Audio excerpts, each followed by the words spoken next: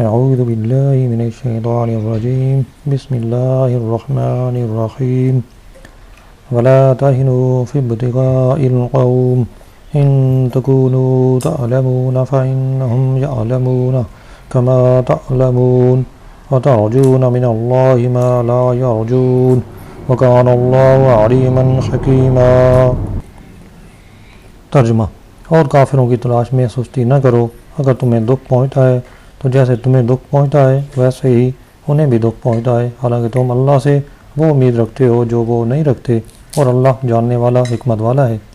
اس آیت کا شان نزول یہ ہے کہ احد کی جنگ سے جب ابو سفیان اور ان کے ساتھی واپس ہوئے تو سرکار دو عالم صلی اللہ علیہ وسلم نے جو صحابہ احد میں حاضر ہوئے تھے انہیں مشرکین کے تعاقب میں جانے کا حکم دیا۔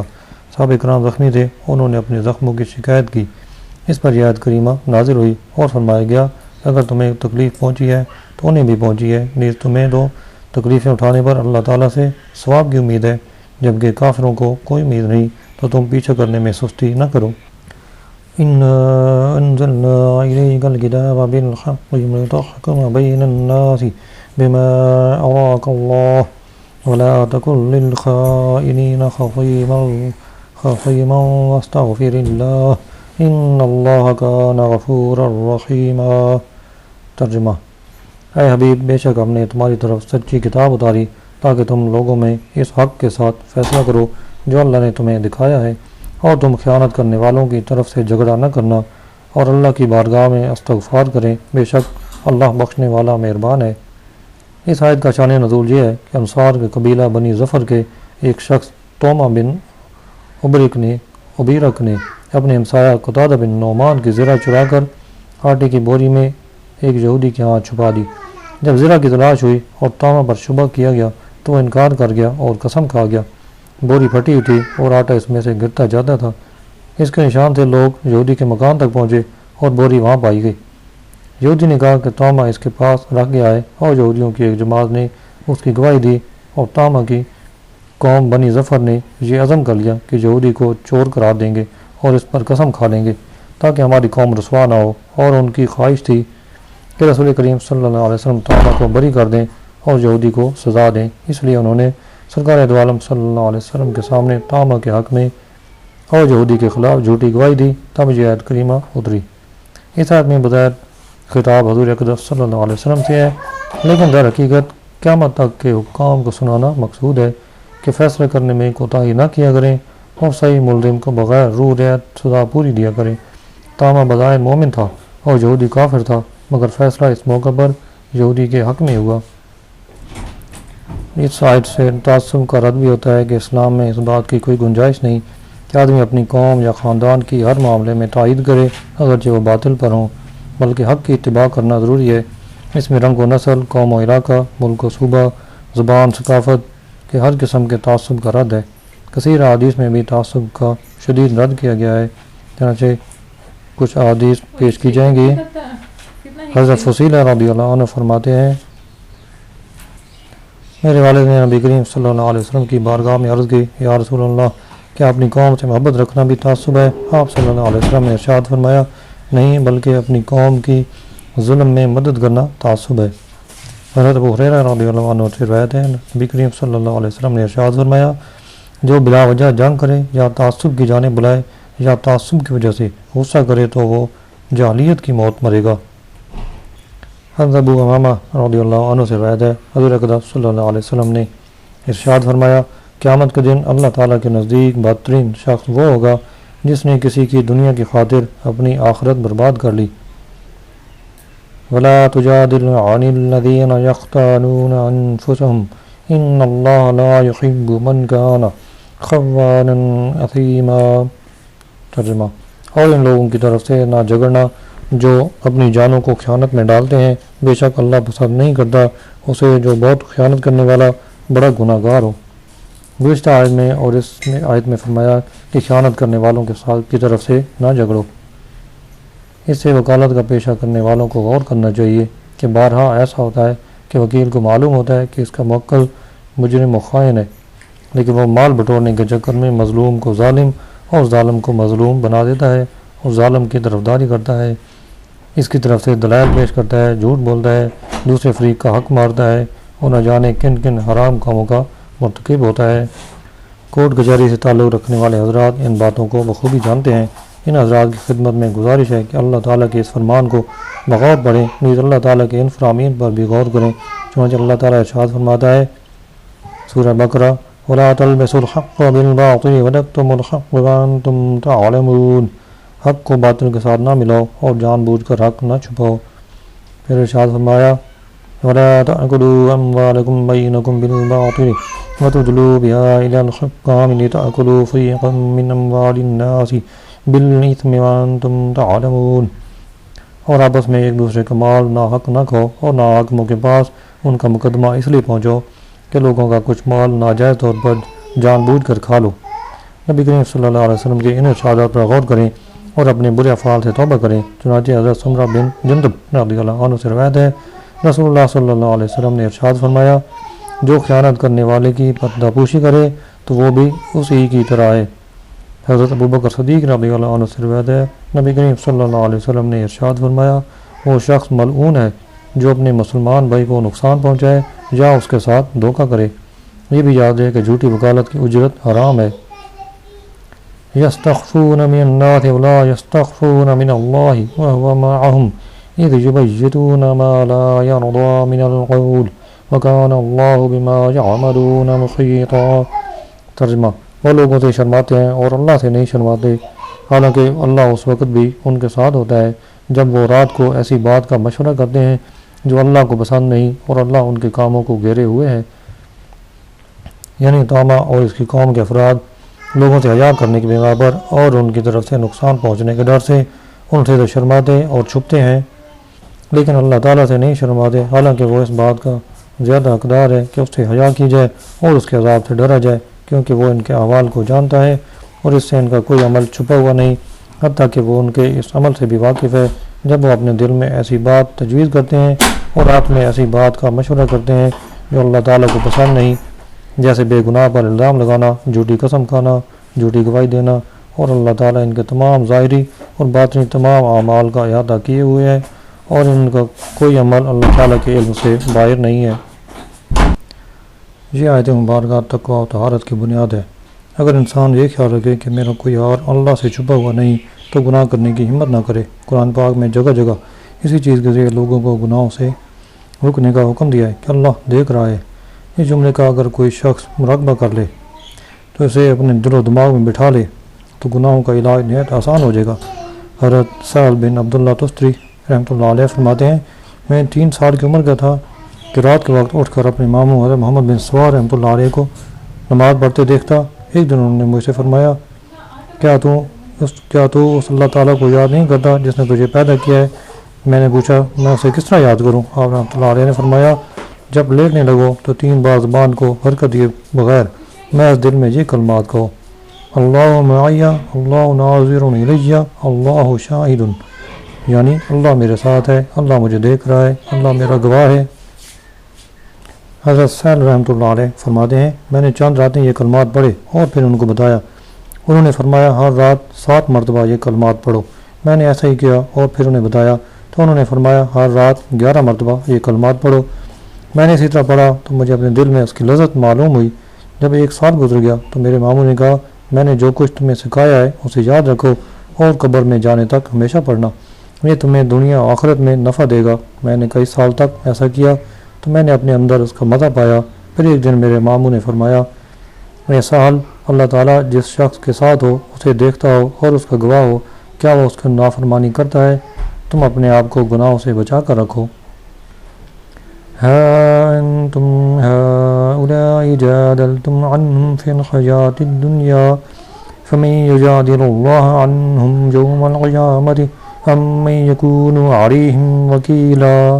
ترجمہ اے لوگو سن لو یہ تم ہی ہو جو دنیا کی زندگی میں ان کی طرف سے جھگڑے، تو قیامت کے دن ان کی طرف سے اللہ سے کون جھگڑے گا یا کون ان کا کارساز ہوگا؟ یہاں عام لوگوں سے اور بطور خاص طامہ کی قوم سے خطاب فرمایا گیا ہے کہ اے لوگوں سن لو تم جو آج دنیا کی زندگی میں ان خیانت کرنے والوں کی طرف سے جھگڑتے ہو تو جب قیامت کے دن خیانت کرنے والا مجرم اللہ کی بارگاہ میں پیش ہوگا اور اللہ اس کے عذاب کا فیصلہ فرما دے گا، تو اس وقت کون ان کی طرف سے اللہ سے جھگڑے گا؟ یہ کون اس کا وکیل و کارساز ہوگا؟ یعنی جیسے دنیا میں تم فیصلہ کرنے والے کو دھوکہ دیتے ہو، اس طرح دھوکہ دینے کے لیے اللہ کی بارگاہ میں جھگڑنا ناممکن ہے کہ اللہ سے کچھ پوشیدہ نہیں ہے۔ یاد رہے کہ اس آیت میں شفاعت کا انکار نہیں، کیونکہ محبوبوں کی شفاعت اور چھوٹے بچوں کا اپنے ماں باپ کی بخشش کے لیے رب تعالیٰ سے ناز کے طور پر جھگڑنا آیات و احادیث سے ثابت ہے۔ اللہ تعالیٰ فرماتا ہے سورہ بقرہ، کون ہے جو اس کی اجازت کے بغیر اس کے ہاں شفاعت کر سکے؟ اور حضرت علی رضی اللہ عنہ سے روایت ہے، نبی کریم صلی اللہ علیہ وسلم نے ارشاد فرمایا، قیامت کے دن جب کچے بچے کے ماں باپ کو اللہ تعالیٰ جہنم میں داخل کرے گا تو وہ اپنے رب سے جھگڑے گا۔ فرمایا جائے گا، اے کچے بچے، اپنے رب سے جھگڑنے والے، اپنے ماں باپ کو جنت میں لے جا۔ تب وہ انہیں اپنے ناف سے کھینچے گا حتیٰ کہ انہیں جنت میں داخل کر دے گا، مگر یہ جھگڑا رب کریم کی بارگاہ میں ناز کا ہوگا، نہ کہ مقابلے کا۔ وَمَن يَعْمَلْ سُوءًا أَوْ يَظْلِمْ نَفْسَهُ ثُمَّ يَسْتَغْفِرِ اللَّهَ يَجِدِ اللَّهَ غَفُورًا رَّحِيمًا وَمَن يَكْسِبْ إِثْمًا فَإِنَّمَا يَكْسِبُهُ عَلَى نَفْسِهِ وَكَانَ اللَّهُ عَلِيمًا حَكِيمًا وَمَن يَكْسِبْ خَطِيئَةً أَوْ إِثْمًا ثُمَّ يَرْمِ بِهِ بَرِيئًا فَقَدِ احْتَمَلَ بُهْتَانًا وَإِثْمًا مُّبِينًا۔ ترجمہ، اور جو گناہ کمائے تو وہ اپنی جان پر ہی گناہ کما رہا ہے،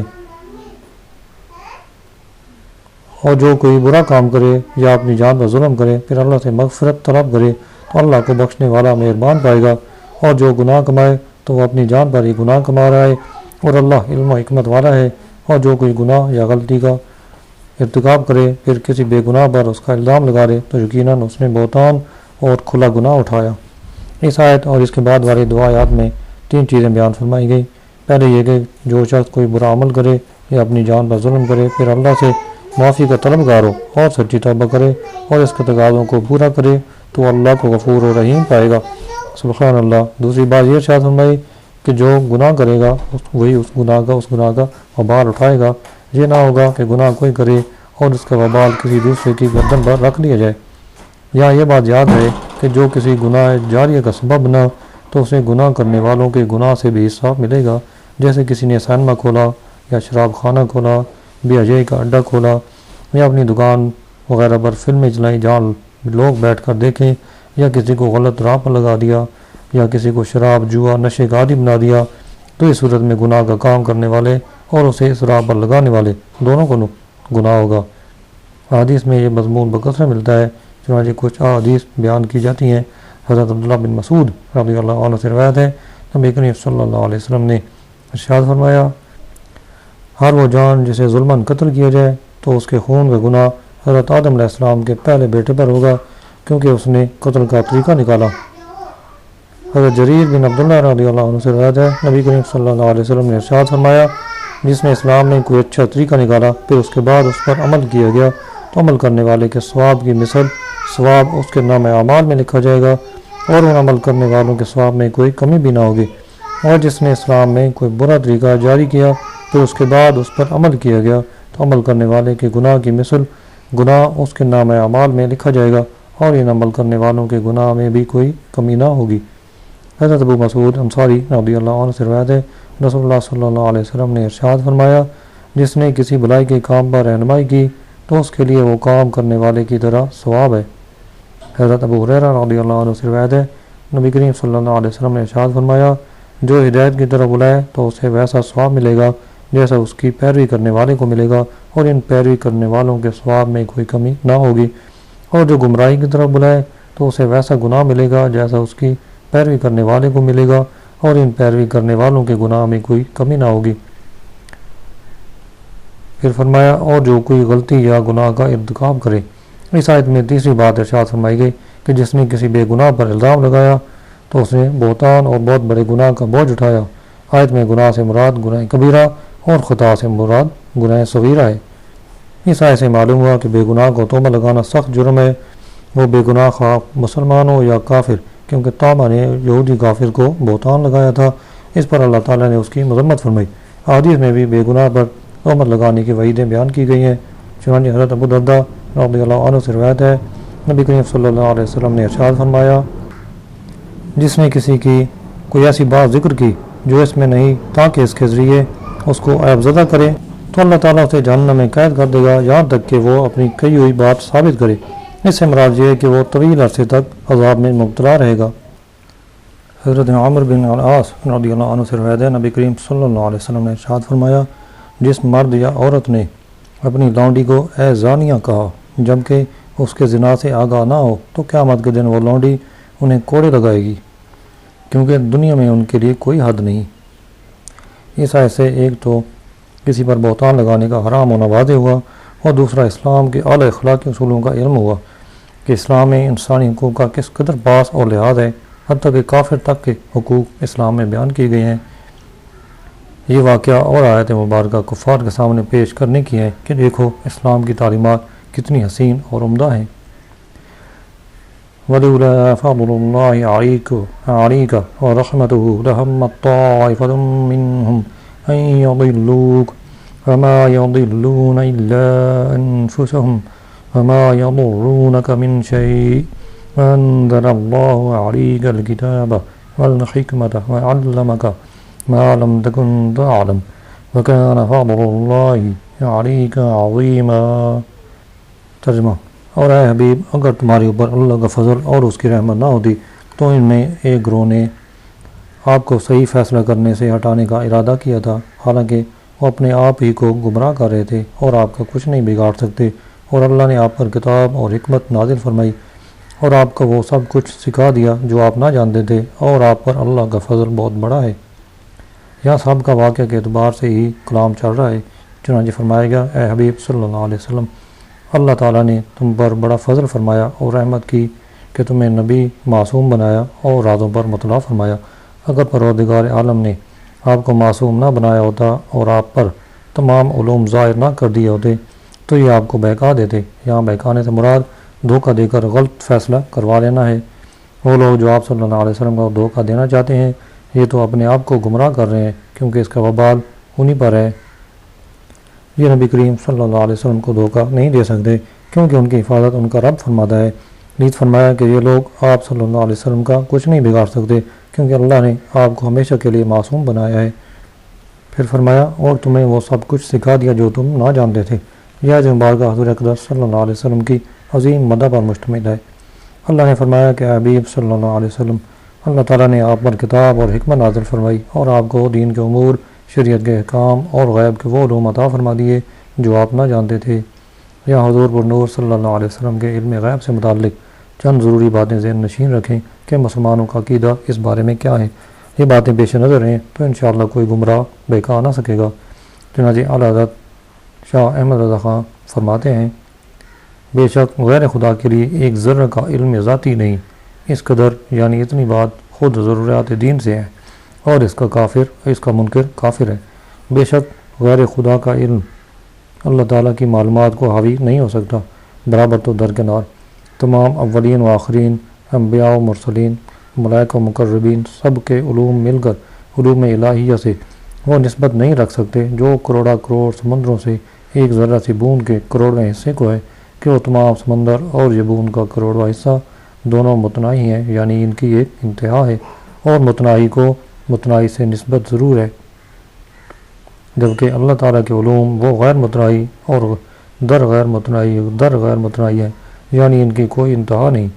اور مخلوق کے علوم اگرچہ عرش و فرش، مغرب و مشرق، روز اول تو روز آخر، جملہ کائنات کو محیط ہو جائیں پھر بھی متناہی ہیں کہ عرش و فرش دو حدیں ہیں، روز اول روز آخر دو حدیں ہیں،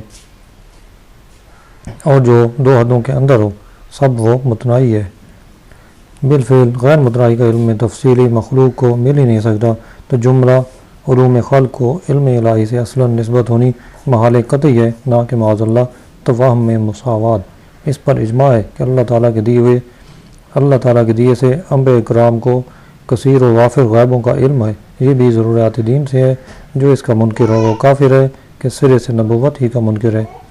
اور اس پر بھی اجماع ہے کہ اس فضل جلیل میں محمد رسول اللہ صلی اللہ علیہ وسلم کا حصہ تمام انبیاء تمام جہان سے اتم و اعظم ہے۔ اللہ تعالیٰ کی عطا سے حبیب اکرم صلی اللہ علیہ وسلم کو اتنے غیبوں کا علم ہے جن کا شمار اللہ ہی جانتا ہے۔ یاد رہے کہ یا معلوم تکن تعلم میں وہ سب کچھ داخل ہے جو آپ صلی اللہ علیہ وسلم نہیں جانتے۔ پھر فرمایا اور آپ پر اللہ کا فضل بہت بڑا ہے۔ امام فخر الدین رازی رحمۃ اللہ علیہ فرماتے ہیں اللہ تعالیٰ نے پوری مخلوق کو جو علم عطا فرمایا اس کے بارے میں ارشاد فرمایا سورہ بنی اسرائیل، اور اے لوگو تمہیں بہت تھوڑا علم دیا گیا ہے۔ اسی طرح پوری دنیا کے بارے میں ارشاد فرمایا سورۃ النساء، اے حبیب تم فرما دو کہ دنیا کا ساز و سامان تھوڑا ہے، تو جس کے سامنے پوری دنیا کا علم اور خود ساری دنیا قلیل ہے، وہ جس کے علم کو عظیم فرما دے اس کی عظمتوں کا اندازہ کون لگا سکتا ہے۔